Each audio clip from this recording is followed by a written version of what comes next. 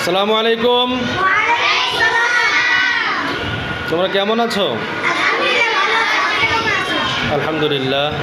আজকে তোমাদের আরবি গ্রামারের একটি ক্লাস, সেটা হলো যে আরবিতে অনুবাদ করা।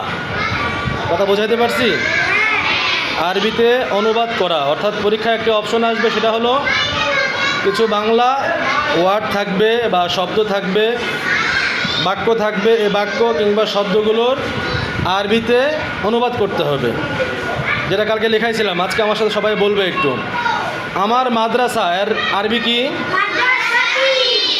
মাদ্রাসাতি। আমার মাদ্রাসা এর আরবি হলো মাদ্রাসাতি। আচ্ছা, ভেরি গুড। এরপরে আল্লাহর গোলাম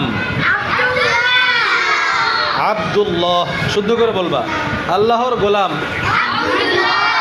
আব্দুল্লাহ। এরপরে তোমার ভাই কতজন? আরবি কি?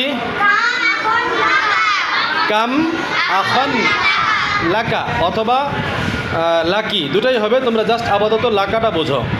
কাম আখন লাকা মানে তোমার ভাই কত জন। আচ্ছা, গেল। তোমার বাসা কোথায় এর আরবি কি হবে? আইনা বাইতুকা। আইনা বাইতুকা। আলামিন, আইনা বাইতুকা। আচ্ছা, এরপরে ইহা একটি ব্যাগ। ইহা একটি ব্যাগ এর আরবি কি হবে? হাযিহি হাকিবাতুন। হাযিহি হাকিবাতুন। গুড, সুন্দর হচ্ছে। আচ্ছা, সর্বশেষ তোমার মাদ্রাসার নাম কি এর আরবি হলো মা ইসমু মাদ্রাসাতুকা।